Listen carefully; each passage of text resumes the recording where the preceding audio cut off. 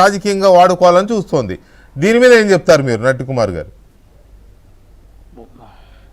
ఒకటండి, ఇప్పుడు ఇక్కడ మీరు చెప్పినవన్నీ ఆ రోజు ఇండస్ట్రీ కోసం, ఇండస్ట్రీ కష్ట పరిస్థితుల్లో ఇండస్ట్రీ RRR అనే సినిమా, ఆచార్య అనే సినిమా, సో మెనీ మూవీస్, పెద్ద పెద్ద సినిమాలు ఉన్నాయి, నేషనల్ వైజ్ సినిమాలు ఉన్నాయి, పాన్ ఇండియా మూవీస్ ఉన్నాయి. ఆ అన్నిటికి అక్కడ గవర్నమెంట్ ఎప్పుడైతే మనకి గ్యాప్ వచ్చిందో ఆ గ్యాప్ అప్పుడు వీళ్ళు రావడం, చిరంజీవి గారు మాట్లాడడం, నానిగారితో మాట్లాడడం, నానిగారు వచ్చి లంచ్కి రమ్మండు, లంచ్కి రమ్మండు, మేడం వాళ్ళు కలిపి వెళ్ళడం, ఆ రోజు అక్కడ డిస్కషన్ చేయడం, మళ్ళీ బయటకు వచ్చి ఎయిర్పోర్ట్ దగ్గరికి వచ్చి ఎయిర్పోర్ట్లో డిస్కషన్ చేసి, మళ్ళీ నేను ఛాంబర్ వాళ్ళతో అందరితో డిస్కస్ చేసి మీటింగ్ పెట్టి నేను కంపల్సరీ అందరినీ తీసుకొని అందరికి ఆమోదకరమైన జీవో తీసుకొస్తాను అని ఎయిర్పోర్ట్ దగ్గర మాట్లాడడం జరిగింది. ఎయిర్పోర్ట్ నుంచి వచ్చిన వెంటనే మరుసటి రోజు ఉదయాన్నే నాకు ఒక లెటర్ పంపించి మళ్ళీ నాతో మాట్లాడి, కుమార్ నువ్వు ఛాంబర్కి కూడా వెళ్ళు, మీరు కూడా ఎలా కావాలి, పెద్దవాళ్ళకి ఏం కావాలి, అందరికీ మన డిస్ప్యూట్ వద్దు, ఇక్కడ మీరు ఏదో చెప్పడానికి మీరు ఏదో ఇబ్బంది పడుతున్నారు. అదేంటో నాకు అర్థం కావట్లేదు. అది మళ్ళీ అదే ఛాంబర్, అదే రిపీట్ అవుతోంది. ఇక్కడ పాయింట్ ఏంటి? ఇక్కడ పాయింట్, దయచేసి ఒక మాట కుమార్ గారు మీరే చెప్పండి, నేను మిమ్మల్ని కట్ చేయట్లా. ఎందుకంటే చెప్పిందే రిపీట్ అవుతుంది కాబట్టి విషయంలోకి డైరెక్ట్గా రావాలని ట్రై చేస్తున్నాను నేను. ఆ రోజు జగన్మోహన్ రెడ్డి సినిమా ఇండస్ట్రీని చిరంజీవి గారితో సహా అవమానించారు అని డైరెక్ట్గా ఎందుకు చెప్పలేకపోతున్నారు? అది పాయింట్. అది జరిగిందా లేదా? అది వాస్తవం. మరి వాస్తవం అయితే చిరంజీవి గారి లేఖలో నిన్న అది లేదు. నిన్న చిరంజీవి గారు ఇచ్చిన లేఖలో అది లేదు. గారికి చిన్న మాట వినండి.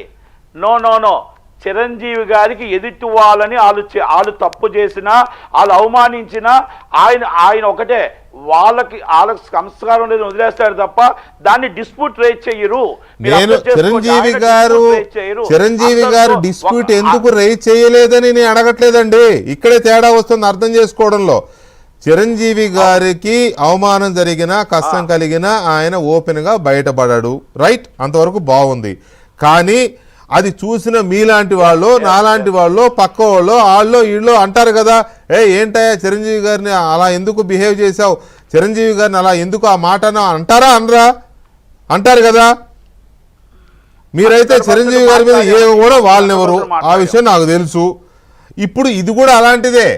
ఇండస్ట్రీని అవమానం చేశాడు, చిరంజీవిని అవమానించాడు అనే కదా కామినేని శ్రీనివాస్ చెప్పినా, బాలకృష్ణ చెప్పినా, సత్యమూర్తి చెప్పినా, వెంకటకృష్ణ చెప్పినా, ఇంకొకరు చెప్పినా.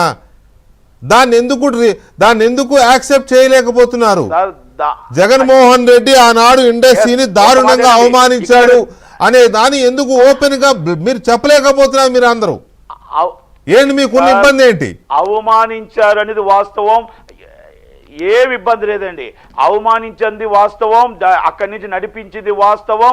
ఆయన ఓన్ ఫ్లైట్ పెట్టుకుని, చిరంజీవి గారు ఓన్ ఫ్లైట్ పెట్టుకొని వెళ్ళి మాట్లాడి ఇండస్ట్రీ కోసం 2 అడుగులు ముందుకు దిగి ఆయన, మీరు అన్నారు ఇందాక కొన్ని విషయాలు అలాగ అనకూడదు అని, కానీ మా ఇండస్ట్రీ కోసం, మా అందరి కోసం ఆయన కొంచెం ఎలాగైనా సరే దిగైనా సరే కిందకి మన జీవో కావాలి, ఎట్టి పరిస్థితుల్లో సినిమా ఇండస్ట్రీ ఇబ్బంది పడుతుంది ఒక ఆలోచనతో, మంచి హృదయంతో ఆయన చేశాడు.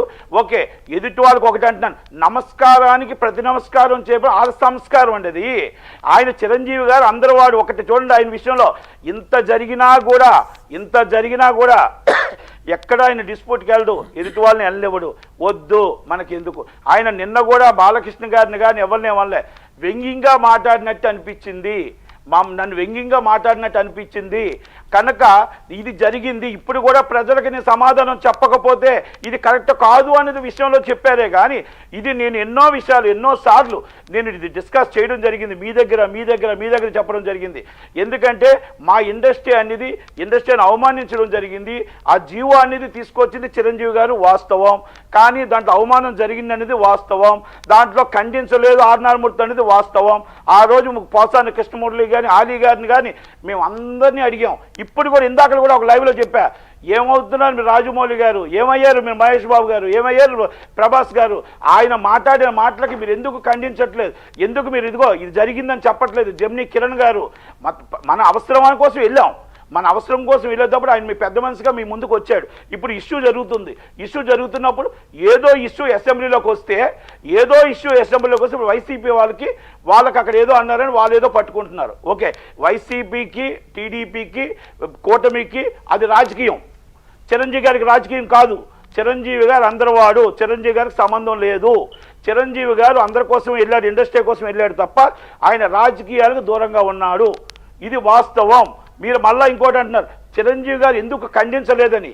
ఏమండి, ఎదుటి వాళ్ళు ఈరోజు ఒక్కటండి, ఆయన ఖండించేటట్టే ఉంటే, ఆయన మాట్లాడేటట్టే ఉంటే ఎదుటి వాళ్ళు ఇంతమంది ఈరోజు ఇలా మాట్లాడరు. ఆయన ఒకటే చెప్తాడు అభిమానులకి, మంచి చెయ్యండి, చెడు చెయ్యొద్దు. మీరు ఒక్కటి మాట చెప్తున్నారు, మళ్ళీ నాకు చెడ్డ పేరు వచ్చే పని చెయ్యొద్దు. ఎదుటి వాళ్ళు మాట్లాడుతున్నారు, వాళ్ళకు వదిలేయండి, అంతే తప్ప ఇప్పుడు ఎంతో మంది ఆయన ఏదేదో మాట్లాడుతుంటారు, ఆయన పట్టించుకోడండి. ఈ రోజు ఆయన మనసు బాధ అయితే ఇక్కడ